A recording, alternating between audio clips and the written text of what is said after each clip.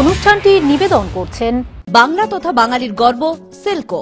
Silco sportswear এবং footwear manufacturing hub. Bangla তথা বাঙালির গর্ব সিল্কো। সিল্কো স্পোর্টসওয়্যার এবং ফুটওয়্যার ম্যানুফ্যাকচারিং হাব।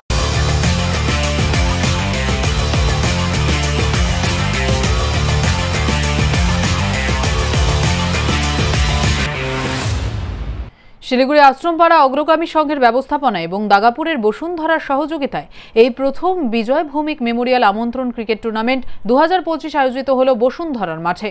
20 জানুয়ারি সোমবার থেকে শুরু হওয়া এই টুর্নামেন্ট চলবে 2রা ফেব্রুয়ারি 2025 পর্যন্ত। এই টুর্নামেন্টে 6টি দল নিয়ে বিজয় ভৌমিক মেমোরিয়াল অনূর্ধ্ব 15 আমন্ত্রণমূলক ক্রিকেট টুর্নামেন্টে 2টি পর্যায়ে খেলা হবে। শিলিগুড়ির 3টি এবং জলপাইগুড়ির 1টি দল নিয়ে প্রথম পর্যায়ের খেলার রাউন্ড রবিন লিগ পর্যায়ে খেলে যারা চ্যাম্পিয়ন হবে তারা পরবর্তী ধাপে চলতি মাসের 27 জানুয়ারি কলকাতা এবং ঝাড়খণ্ড দলের সঙ্গে খেলবে। সোমবারের খেলায় মুখোমুখি হয় বাঘাযতীন অ্যাথলেটিক ক্লাব ও অগ্রগামী সংঘ। টসে জিতে অগ্রগামী ফিল্ডিংয়ের সিদ্ধান্ত নিয়ে বাঘাযতীনকে ব্যাট করতে পাঠালে বাঘাযতীন 30.5 ওভারে 10 উইকেট হারিয়ে 129 রান তোলে। জবাবে অগ্রগামী 25 ওভারে 4 উইকেটে 131 রান করে ম্যাচ জিতে নেয়। ম্যান অফ দ্য ম্যাচ হয়েছেন গৌরব মুন্ডা। এই খেলা দেখতে উপস্থিত ছিলেন পরিতোষ ভৌমিক, সুজিত রাহা, ডক্টর মৈনাক মুখার্জি, কুন্তল গোস্বামী, পার্থসারথী দাস সহ অন্যান্যরা। মঙ্গলবারের খেলায় রায়কতপাড়া স্পোর্টস একাডেমির মুখোমুখি হবে বাঘাযতীন অ্যাথলেটিক ক্লাব। শিলিগুড়ি আশ্রমপাড়া অগ্রগামী সংঘের ব্যবস্থাপনায় অবশ্যই বসুন্ধরার সহযোগিতায় 6টি দল নিয়ে Bijoy Bhowmik memorial under 15 invitation cricket tournament. এটা 2টো ফেসে খেলা হবে। শিলিগুড়ি তথা জলপাইগুড়ির 1টি দল, শিলিগুড়ির 3টি দলের প্রথম ফেস। এই ফেস থেকে যারা চ্যাম্পিয়ন রানার্স হবে রাউন্ড রবিন লিগ খেলে তারা পরবর্তী পর্যায়ে 27 তারিখ থেকে কলকাতার ক্রিকেট অ্যাসোসিয়েশন অফ বেঙ্গল ও ঝাড়খণ্ডের 2টো টিম আসবে। তাদের সাথে এই ফার্স্ট ফেজের গ্রুপ চ্যাম্পিয়ন রানার্স মিলে 4টে দলে তাদের মধ্যে রাউন্ড রবিন লিগ হবে এবং সেখান থেকে চ্যাম্পিয়ন রানার দল ফাইনাল খেলবে। আমরা সেই সিদ্ধান্ত নিয়েছি, সেটা 2 তারিখে। আমরা আশা করব টুর্নামেন্ট সাকসেস হবে।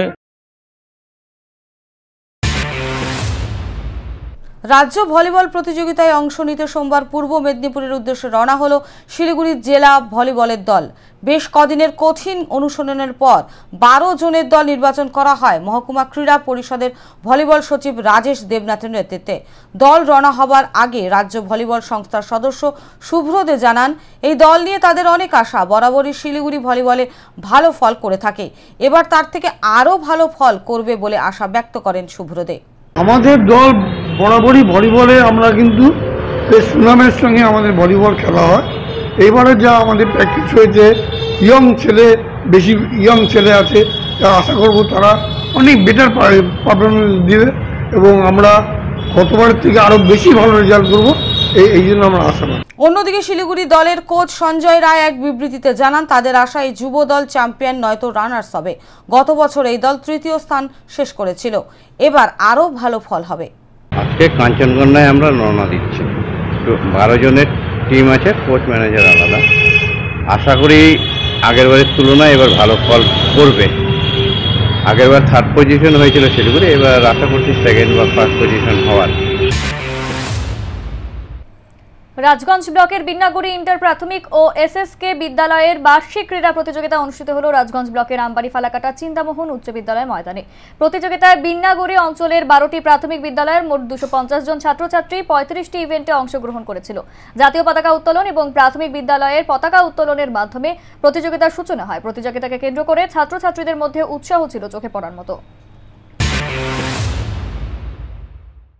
সিল্কো স্পোর্টসওয়্যার এবং ফুটওয়্যার ম্যানুফ্যাকচারিং হাব। বাংলা তথা বাঙালির গর্ব সিল্কো।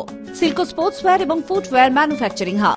প্রজেক্ট এখানে দক্ষ বিশেষজ্ঞ দ্বারা অত্যাধুনিক প্রযুক্তির মাধ্যমে স্বল্প খরচায় চোখ, দাঁত এবং জেনারেল চেক আপের সব রকমের সুচিকিৎসার ব্যবস্থা রয়েছে। নতুন প্রযুক্তির মাধ্যমে ওপিডি, ইসিজি, অটোমেটেড প্যাথোলজি, বিনামূল্যে অক্সিজেন পরিষেবা এবং শিশুদের পালস পোলিও প্রদানেরও বন্দোবস্ত রয়েছে। বিশদে জানতে সরাসরি যোগাযোগ করুন শিলিগুড়ি লায়ন্স নেত্রালয়, মহানন্দা ব্রিজের নিকট, হিলগার্ড রোড, শিলিগুড়ি।